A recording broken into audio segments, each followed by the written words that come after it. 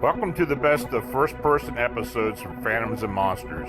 Please like, subscribe, and hit the bell icon so you'll be notified of all future uploads. Deadly pale humanoid monsters encountered in Tennessee's Cherokee National Forest.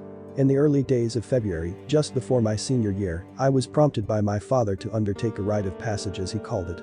I was to be left alone to fend for myself in a section of Tennessee's Cherokee National Forest for 3 days and 2 nights. I was against the trip from the beginning. Sure, I liked hunting and camping, but this was extreme, too extreme for my tastes. But it was tradition, passed down from father to son in my family for generations. Who was I to break tradition? So, against my reservations, and against the feeling that this was a stupid idea, I packed up my backpack, grabbed my .30-06 bolt-action rifle, and climbed into the cab of my dad's pickup. It was a long drive. I was a little pissed that my dad was basically forcing this on me, and our uneasy silence only made the hours feel like days. We only stopped once at a gas station about 10 miles from our cabin. It was 15 miles of dirt to my dad's cabin that his grandfather had left him, which would, in turn, be left to me. It was tradition, after all. But I wouldn't be getting the luxury of a cabin, no. We were parking the truck, and my father was driving me up deeper into the woods on a four-wheeler to a random, undisclosed point. I would then have 3 days to find my way back. If I succeeded, I'd become a man in my dad's eyes, and we'd also be getting a new swimming pool for the summer. It was bribery, but I would be going into my senior year in August, and having a big pool would cement my popularity. It was vain, and I was doing this for mostly selfish reasons, but I also wanted to make my dad proud. I stepped out of the toasted truck to the calm, frigid forest air. The cabin was a small 2-story log affair, worn from age, but obviously well maintained. A new wooden wraparound porch had been built last summer and was in need of staining that we'd never gotten around to, but otherwise, the cabin was pristine. It was a tremendously peaceful place, far removed from the troubles of civilization, and I felt like I was intruding on hallowed ground. I brushed off the shiver that clawed down my spine and buttoned my long coat to my neck. Immediately most of the chill went away, and I shook off my unease. Before I could take a step to the cabin, my dad came around the front of the truck and held out his hand. "Thomas, hand me your bag," he demanded, in a curt, no-nonsense tone. As he told me to hand him my backpack, I did so without question, and he immediately went inside, telling me to wait on the porch. I marched across the wood and sat in the rocking chair while my dad bustled around inside. "I loaded everything you'll need for 3 days in the bag.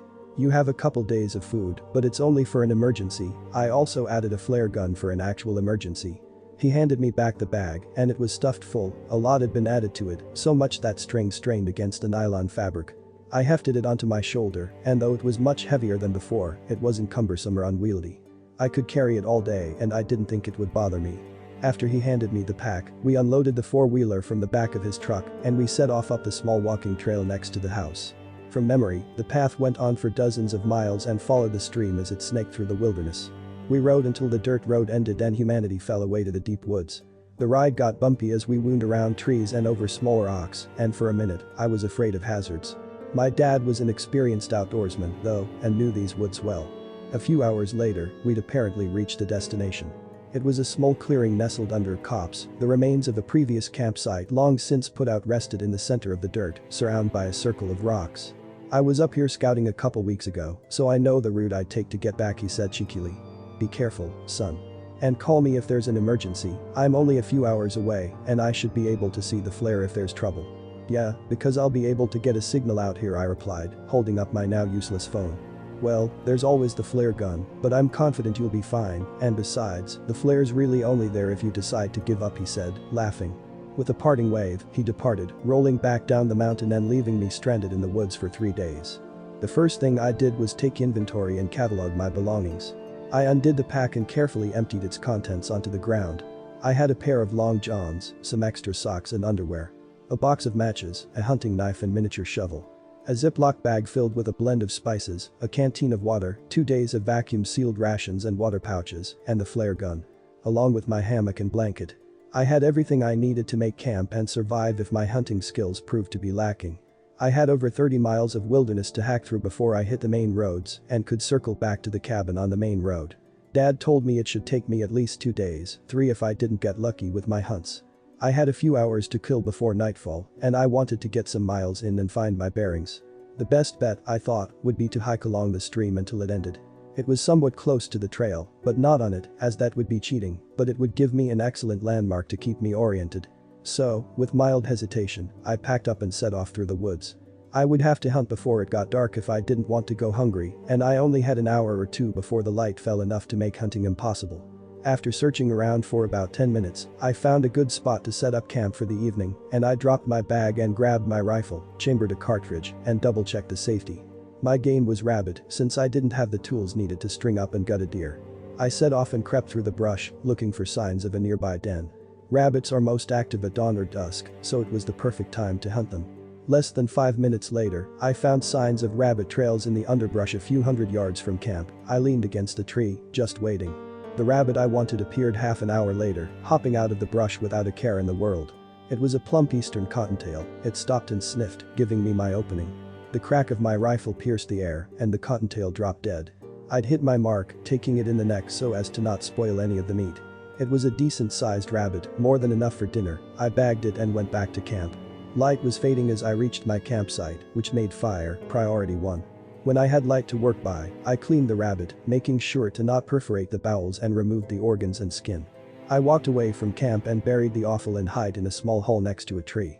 When the meat was cleaned, I rubbed some spices into the meat to remove some of the taste of game and skewered it with a stick I'd sharpened. I wasn't the best cook and didn't have the right tools and ingredients, so the meat was a little dry and bland, but filled me up nicely, and I washed it down with a swig from my canteen. I even had leftovers. I wrapped them up in cloth and sat them by the fire, ready to be eaten for breakfast in the morning. With nothing else to do for the evening and night had fallen an hour ago, I decided to turn in for the evening and get an early start in the morning. I had many miles to cover, and I would have to hunt again at some point the next day for dinner. In the morning, I woke up refreshed from one of the best night's sleep I'd ever had and was eager to take on the day. I was in such a good mood that it took me a few minutes to realize something was off. In the middle of packing up my hammock and gathering my supplies, I couldn't help but notice that the leftover rabbit was missing from next to the fire. I searched around for it in vain, thinking the wind might have caught it and blown it away from the camp. But there was nothing. I chalked it up to a wild animal, but that unsettled me. Deers didn't often eat meat, and I didn't think a deer would get anywhere near my campsite. The smoke from the embers of the fire would have been enough to keep most animals away. Black bears were common enough in the forest, but they should still be hibernating during this time of year. Right now, there wasn't anything larger than a deer in these woods, so unless it was a coyote, it had to have been a deer. But there were no tracks anywhere around my campsite, so no answers came to me. I'd packed up camp and went to relieve myself when I found something that confused and terrified the hell out of me. I went to piss by the tree where I buried the offal of the rabbit last night, and right where I'd buried them was a hole. It was rough, with long claw marks gouged deep into the dirt, as if something had ripped into the ground to get what I'd buried. I'd buried them deep enough to not attract the scent of wild animals, and I'd never seen claw marks like the ones next to the tree. I didn't know what to make of them. Wild animals weren't that smart, and they were skittish by nature. No animal would risk getting close to a human unless they were starving, and no human had claws like the ones I'd found. Without hesitation, I grabbed my rifle and racked a cartridge. I was petrified. I walked the camp in a circle, spreading out, searching for any tracks or signs. The only ones I'd found were some deer tracks about 100 yards from camp that were at least a day old. There was nothing else even remotely resembling the marks I'd found. There was nothing for me to find, and even though I was freaked out, I still had to hike back to civilization. As the miles wore on, I began to rationalize the experience, thinking it to be nothing more than a hungry animal looking for food and brave enough to sneak into my camp. I just hadn't buried the offal deep enough, and some critter had smelled it. That's all it was. I managed to bag another rabbit purely on coincidence as it scampered out of the tree line. After the rabbit was clean, I wrapped the meat in cloth and stowed it away. I was hungry from the hike and the fact that my breakfast had been stolen that morning, but I still wanted to put some more miles under my boots before it got dark. As the sunlight faded from the canopy and my aching feet demanded a break, I found a spot to set up camp. It was a small campsite, nestled up against a rocky mound that stretched skyward for a couple dozen feet, with a slanted shelf near the top. I felt comfortable having my back to the wall, and a brace of trees next to the rock ensured I could set up my hammock. I readied the campsite, built a roaring fire twice as large as the one last night, just to scare away any nearby animals, and cooked the rabbit to perfection. I was ravenous and scarfed down the meat with gusto. Despite my hunger, there were still plenty of leftovers again, but this time, I was careful to stow the meat inside my pack, which I kept next to my hammock. Exhaustion had worn me down from the many miles I'd walked that day, and I was eager to get some sleep. I laid my head on my pillow and was out like a light. The stillness woke me, like a veil of silence had been draped over the woods. Not a single sound rose from the forest floor, other than the rustling of the leaves in the wind. Not even crickets. Animals instinctively go quiet in the presence of predators, but this was unlike anything I'd ever felt before. I lay in my hammock, straining my ears to listen to any sound I could. The fire had died out, leaving only coals that sparked every time a stiff breeze rolled in. The moon was fat in the sky and gave me ample light to see by as I stared up at the trees. For some reason, I was terrified to get up and look around. My rifle was next to me, resting just by head against the tree. I could grab it in seconds and there was a round in the chamber, but I couldn't reach for my gun, couldn't do anything other than stare straight ahead and try not to move an inch. Because I realized something was watching me.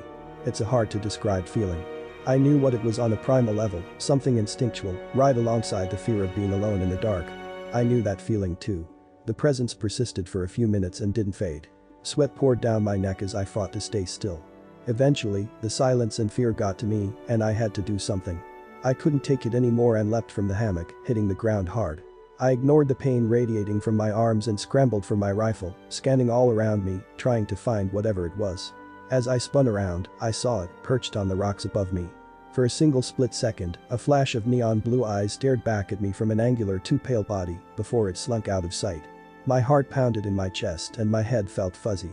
It became hard to breathe, and I fought to keep from passing out. I was scared out of my mind because whatever that thing had been wasn't human, and it wasn't an animal. It was a monster. I didn't sleep that night. I built up the fire and huddled around it, clutching my rifle till morning. Screw tradition and screw these woods. I was heading back to the cabin at first light, and I wasn't stopping till I reached it. Nothing else happened through the night, but as dawn broke over the mountains, my nerves were shot to hell, and my eyes ached with the strain of keeping them open. I stumbled to my feet, kicked out the fire and slung my backpack over my shoulder. I left the hammock tied where it was and set off towards the stream. I was going to follow it to the trail, and I'd be back at the cabin well before nightfall. It took an hour of walking, stumbling over uneven terrain until I found the stream, and from there I found the worn trail. I followed it for hours as the sun rose high in the sky. I was so tired, but the fear of death and that monster were the only things that kept me putting one foot in front of the other. I was hungry, thirsty and beyond everything else, utterly exhausted.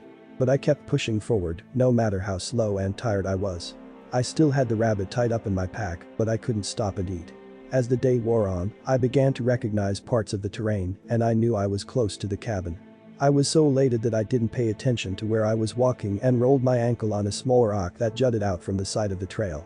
I lost my balance and careened off and hit my head on a nearby tree branch. Everything went black. I woke to dusk. I'd been out for a couple of hours, whether from the blow to the head or the exhaustion, whichever it was, I was still in the woods, and night was coming quickly. The monsters never appeared during the daytime, so I thought I was safe in the light. But light was running out and I still had a mile or so till I reached the cabin. I picked myself off the ground and dusted the dirt off. I grabbed my rifle, checked that it was still loaded, and I flicked the safety off. My finger stood a millimeter from the trigger, and I kept my head on a swivel as I hastily jogged the trail back to the cabin. Relief swept through me when I saw the wraparound porch come into view. I had made it back. Dad. I yelled as I ran up on the porch. Dad, we gotta go. I ran around to the front door and stood stock still as my blood ran cold. The door to the cabin was open, and my dad was lying halfway inside and halfway on the porch. He'd been mauled. His body was nothing but ribbons and scraps of flesh that only half resembled what a human should look like. I stared in silence, my mind not comprehending what I was seeing.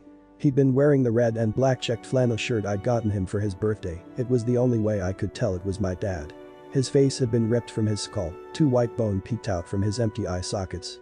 The stench was ungodly, a mixture of fresh meat and the iron tang of blood filled the air. I clutched at my stomach and hurled bile on the wooden floorboards, sinking to my knees as my throat burned raw as I heaved my guts out. Absolute panic gripped my sanity and took it for a joyride as I tried and failed to come to terms with the fact that my father was dead, had been ripped to pieces by whatever was outside, stalking me in the dark. I had to leave, had to get as far away from that place as I could, or else I'd be next. I screamed wordlessly and backed away from the porch. I turned and ran to the truck. It was my only avenue of escape, and I had to hurry. Night had already fallen. I scrambled the driver's side of the pickup and yanked on the handle hard enough to break it, but it held and opened the door after a second of sticking. I climbed into the cab and threw down the visor, where my dad usually kept the keys, but they weren't there. The only other place they could be was in the pocket of my dad's jeans. And I would have to get them. Steeling myself for the inevitable, I clutched my rifle tight and exited the vehicle. I knew I had to be fast, knew I needed to already be far away from the woods, but my feet wouldn't carry me any further. I stared at the mutilated remains of my father and tried not to throw up again or break down in madness. I squinted through my eyelashes and patted my dad's pants. The keys were in his left pocket, so as quickly as I could, I stepped to the side and dug through them. My hands clutched around the metal key and I yanked my prize free, nearly stumbling from the force. With the key in my hand, I bolted from the porch back to the truck. As I reached the open cab, something thudded against wood and I turned, searching for the sound. Movement from above me drew my gaze, and I finally got a good look at what had been chasing me through these godforsaken woods. It was on the roof of the cabin, clinging to the side of the slanted roof with ease. The monster was humanoid, but it crawled on all fours like an animal. Its skin was pale white like paper and thick and rough, leathery almost. But what marked it as being something inhuman was its head. It bore ethereal blue eyes that lit up the night and a large angular face that tapered to a point near its mouth. Its mouth which opened, revealing thousands of minuscule needlepoint, silver teeth in rows stretching down its throat. The creature's eyes never left mine and glinted with malicious intelligence. It upturned its too many teeth into a gruesome smile. I didn't think, didn't panic, I just reacted. I raised my rifle and fired. The bullet whizzed past its head and took it in the shoulder. Bright white blood spurted from the wound and splashed across the roof of the cabin to drip down the shingles. It let out a high-pitched shriek of pain and recoiled from the shock. It slid down the roof and into the tree line, faster than I could line up a second shot. When it broke from my line of sight, I sprinted to the truck, tossed in my bag and rifle, and slid into the driver's seat.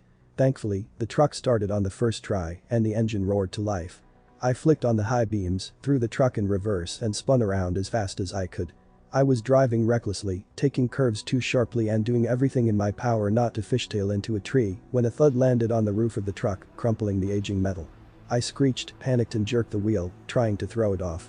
I spun the wheel too much and clipped an overgrown tree in the process. I tried to overcorrect myself, but only ended up slamming the side of the truck into the tree line. The truck crunched to a halt, the passenger side crumpling like a benkin as tree branches snapped, sounding wooden gunshots through the forest. Whatever was on the truck was flung to the side as we crashed. It flew off the hood and hit a tree further into the forest. Bones cracked and when it fell to the dirt, it left a smear of white blood across the bark. I tried to start the truck again, but it just groaned and wouldn't turn over. With a half growl, half groan, the creature picked its bleeding body off the ground and glared at me, its neon eyes glowing even brighter as it shrieked and crawled toward me. I grabbed my rifle and left the truck. I could follow the monster by its eyes alone, and I perched my rifle on the hood of the truck and took aim. It was slow as it crept toward me, giving me plenty of time to line up the perfect shot. I had my crosshairs centered right between its eyes, and I rested my finger on the trigger, a split second away from firing. The creature let out another scream, much higher in pitch than the others, and my body jerked on its own accord. My hand spasmed and I squeezed the trigger. My shot went wide, flying off into the woods and thudding into an old tree. That had been my last bullet. My rifle only held 4 shots, and I hadn't brought any extra ammo. I squeezed the trigger, again and again. Terror gripped me as it slunk along the earth, leaving a milk-white trail of blood behind it. I threw the gun at it and ran for the truck, for the knife in my bag. I wasn't going to let it get me, I wasn't going to end up as food, as a mutilated corpse like my dad. I was going to kill it or myself if that failed. I wouldn't let it eat me. The thing was on me before I reached the cab. It slammed into the side of the door, pinning me as I was halfway in the door. I lunged for my bag as the monster opened its jaws wide and bit through the metal door like it was cardboard. It ripped a chunk free and spat it on the ground as it eyed me with rage and hunger. My hand closed around my bag and I tore the strings, grabbing the knife that was at the top of the bag. I slid it from its sheath as the creature was poised to bite. I jammed the knife to the hilt in the side of its face, just below its glowing blue eye. It reared back in pain, sending a mind-pounding shriek of pain splitting through my psyche. It stopped my heartbeat for a second as it jumped away from the truck and tried to dislodge the knife stuck in its skull. I thought then that I'd landed a lucky blow and it was going to leave, that I'd be able to get back in the truck and escape the forest, but more howls joined the first and 2 more of the monsters slunk from out of the shadows. This is where I'd die. It was the only thought running through my head. I couldn't run from them, couldn't fight them. I was going to die. But I wasn't going to make it easy for them. I grabbed my torn bag and I ran into the woods as fast as I could. I was desperate to escape, but the howls and thuds of too many legs padding through the dirt behind me told me I wouldn't escape. They were close at my heels, and the only thing that saved my life that night was gravity and my own clumsiness. I tripped on a branch and tumbled to the ground as one of them sailed over me, mouth wide as the 1,000 needles closed around empty air. It hit the ground a few feet away and turned, eyeing me up. I backpedaled but hit a tree as it lunged a second time. With nothing else in my hands, I brought my bag up as it clamped down, throwing me to the forest floor. Its teeth closed around my bag, ripping the nylon to shreds, but my mini shovel got lodged in its throat and it couldn't close its mouth all the way. Clothing and food poured out of its jaws, and I scrambled out from under it. My hand hit something plastic as I crawled away from the creature, and even in the dark of the woods, I couldn't fail to make out the bright orange handle of the flare gun. It was a long shot, but it was the last weapon I had, and I clung to it as I stood up and ran away. I didn't get far as the monster chomped through the metal shovel like it was a toothpick and spat out the remains of my backpack. It howled in rage and ran for me. Knowing I only had one shot, I stopped running, dropped to my knees and fired. Daylight split the night as my eyesight was obliterated by the burning red flare as it streaked through the air and hit the monster in the face. Like it had been doused in kerosene, the creature went up in a gulf of flames. Its flesh sizzled and popped like grease in a pan as it cracked and blackened in seconds. It howled in agony, screaming such a high-pitched sound that my ears bled, and I fell to my knees as my consciousness waned. By the time I rose to my feet and wiped the blood from my ears, it was dead. It was now nothing but a charred carcass burning under the crackling fire. The flare still burned, illuminating the night. And showing me the other two creatures that had crept upon us. I was out of weapons and out of hope, but they stayed back, just at the tree line, watching me and the flaming carcass of their friend. Fire was their weakness it seemed, and even though I had no more flares, I bluffed them. It was the most reckless thing I could have done, but I had no other options left. I raised the empty flare gun, and they flinched. They took a step back and stayed low to the ground, like they were ready to bolt. I pressed my luck and took a step forward. They turned and ran as fast as they could, deeper into the forest, howling as they did so. As soon as they were out of sight, I ran myself. I ran as fast as my legs would carry me, not caring about the scrapes and scratches from the branches whipping at my face. I only cared about my own survival. I hit the road leading to the highway and ran for hours. There were too many miles between me and the highway, but I didn't care. I just kept running. By the time I hit the pavement, it was daybreak and I knew I could stop running, but I kept on. Because I had nothing else but the run. If I stopped, it would mean accepting what just happened, and I didn't think my mind would survive. I ran until I hit the gas station we'd stopped at only 3 days ago, what felt like a lifetime ago. The gas station attendant took one look at me, out of breath, with bloody torn clothing, and called the police. He was kind enough to give me all the water I wanted while we waited for the police. I drank it in silence while I sat huddled in on myself, trying to calm my racing heart and not to think. It took the cops nearly an hour to arrive from the nearest town, and when they did, I finally had to tell them my story. They didn't believe me, because of course they wouldn't. I sounded insane, raving about monsters with glowing blue eyes and white blood like a madman. However, the officer was patient and kind, taking down my statement word for word, despite the skepticism on his face. I told them where to find the cabin, the truck, everything. They found it all right where I told them it would be, but there was no sign of the creature I'd killed, not even ashes. My dad's body was also gone. The only sign it had been there at all were the bloodstains. The police chalked it up to a wild animal attack, attributing my story to be just that, a story by a scared teenager who witnessed an animal kill his father. The reporters, the kids at school, hell, even my mother, they didn't believe me. But I know the truth. I'm not crazy. There's something evil in that forest. Whatever it was. There's more than one of them, and they burn just fine. If you camp out in the Tennessee forests at night, be careful, learn from my story. And for the love of God, carry a fire source. EU.